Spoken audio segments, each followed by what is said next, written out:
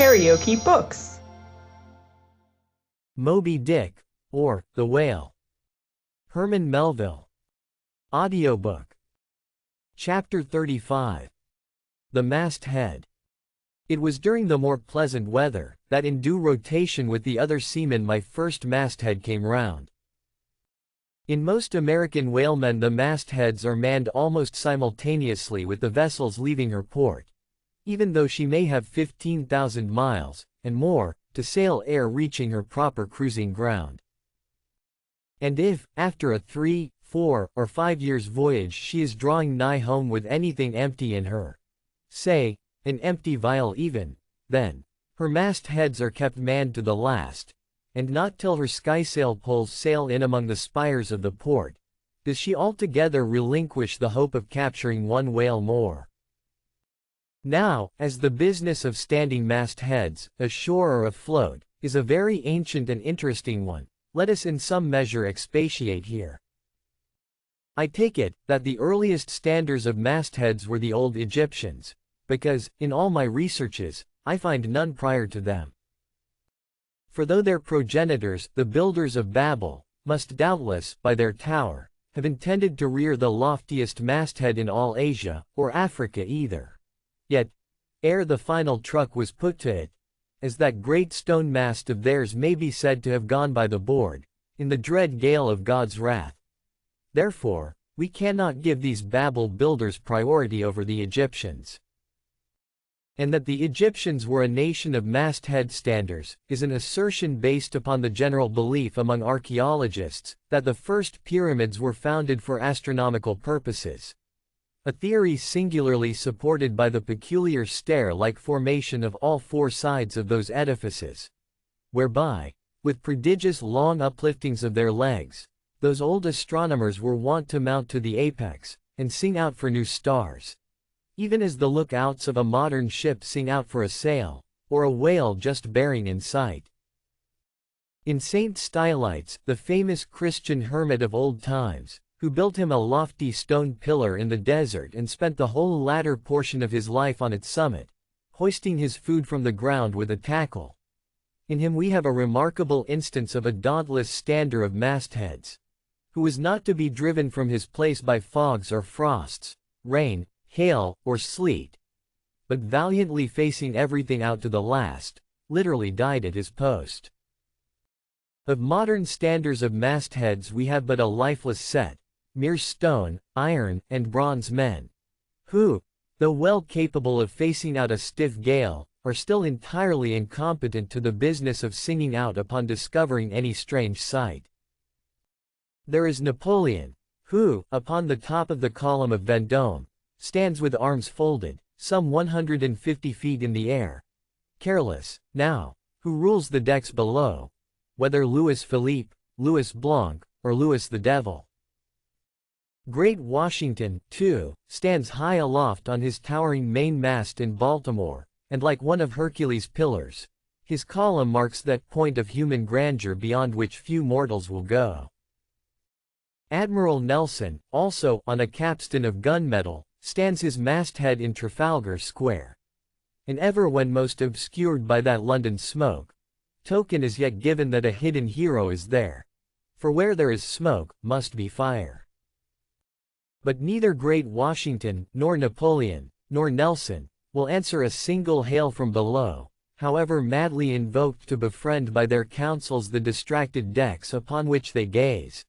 However it may be surmised, that their spirits penetrate through the thick haze of the future, and descry what shoals and what rocks must be shunned. It may seem unwarrantable to couple in any respect the masthead standers of the land with those of the sea, but that in truth it is not so, is plainly evinced by an item for which Obed Macy, the sole historian of Nantucket, stands accountable.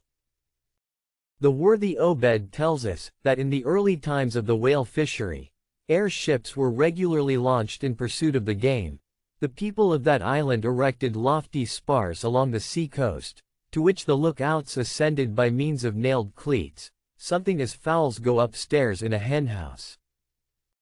A few years ago this same plan was adopted by the bay whalemen of New Zealand, who, upon descrying the game, gave notice to the ready-manned boats nigh the beach.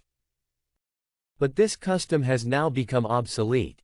Turn we then to the one proper masthead, that of a whale ship at sea. The 3 mastheads are kept manned from sunrise to sunset, the seamen taking their regular turns, as at the helm, and relieving each other every 2 hours. In the serene weather of the tropics it is exceedingly pleasant the masthead. Nay, to a dreamy meditative man it is delightful. There you stand, 100 feet above the silent decks, striding along the deep, as if the masts were gigantic stilts, while beneath you and between your legs, as it were, swim the hugest monsters of the sea, even as ships once sailed between the boots of the famous Colossus at Old Rhodes. There you stand, lost in the infinite series of the sea, with nothing ruffled but the waves. The tranced ship indolently rolls, the drowsy trade winds blow, everything resolves you into languor. For the most part, in this tropic whaling life, a sublime uneventfulness invests you. You hear no news, read no gazettes. Extras with startling accounts of commonplaces never delude you into unnecessary excitements. You hear of no domestic afflictions, bankrupt securities, fall of stocks, are never troubled with the thought of what you shall have for dinner, for all your meals for 3 years and more are snugly stowed in casks, and your bill of fare is immutable. In one of those southern whalesmen, on a long 3 or 4 years' voyage, as often happens, the sum of the various hours you spend at the masthead would amount to several entire months. And it is much to be deplored that the place to which you devote so considerable a portion of the whole term of your natural life, should be so sadly destitute of anything approaching to a cozy inhabitiveness, or adapted to breed a comfortable localness of feeling, such as pertains to a bed, a hammock, a hearse, a sentry box, a pulpit, a coach, or any other of those small and snug contrivances in which men temporarily isolate themselves. Your most usual point of perch is the head of the teak-gallant mast, where you stand upon 2 thin parallel sticks, almost peculiar to whalemen, called the teak-gallant crosstrees. Here, tossed about by the sea, the beginner feels about as cozy as he would standing on a bull's horns. To be sure, in cold weather you may carry your house aloft with you, in the shape of a watchcoat. But properly speaking, the thickest watchcoat is no more of a house than the unclad body. For as the soul is glued inside of its fleshy tabernacle, and cannot freely move about in it, nor even move out of it, without running great risk of perishing, like an ignorant pilgrim crossing the snowy Alps in winter, so a watchcoat is not so much of a house as it is a mere envelope, or additional skin encasing you. You cannot put a shelf or chest of drawers in your body, and no more can you make a convenient closet of your watchcoat. Concerning all this, it is much to be deplored that the mastheads of a southern whale ship are unprovided with those enviable little tents or pulpits, called crow's nests, in which the lookouts of a Greenland whaler are protected from the inclement weather of the frozen seas.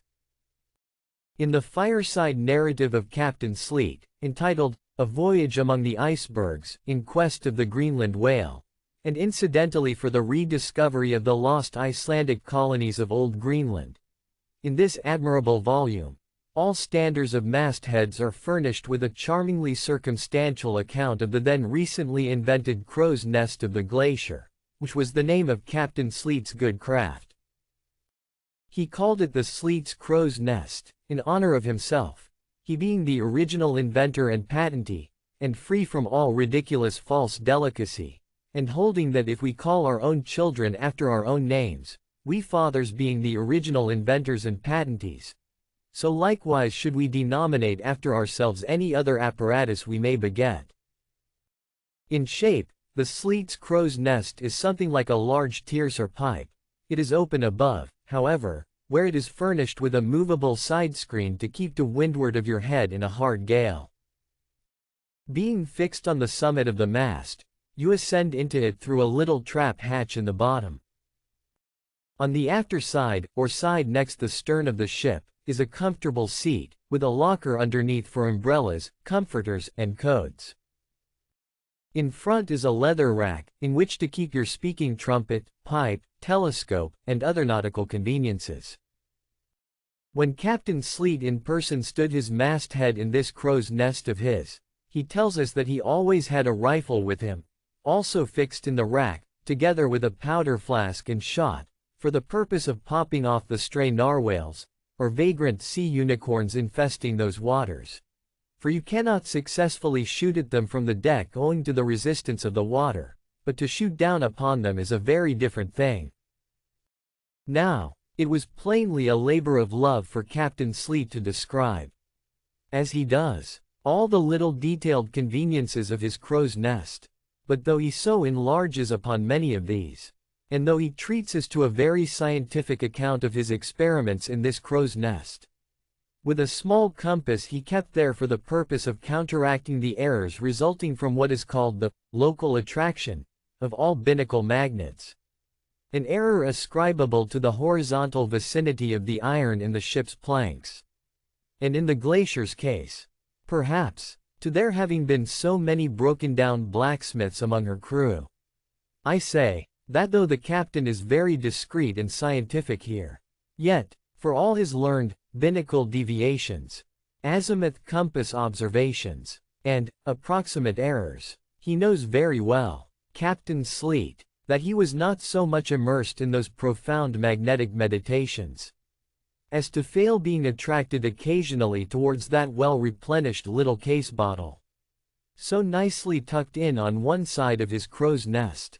Though, upon the whole, I greatly admire and even love the brave, the honest, and learned captain, yet I take it very ill of him that he should so utterly ignore that case bottle, seeing what a faithful friend and comforter it must have been, while with mittened fingers and hooded head he was studying the mathematics aloft there in that bird's nest within 3 or 4 perches of the pole.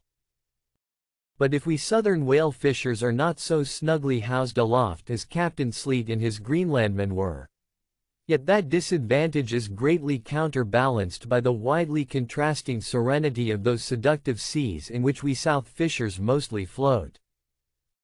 For one, I used to lounge up the rigging very leisurely, resting in the top to have a chat with Queequeg, or anyone else off duty whom I might find there.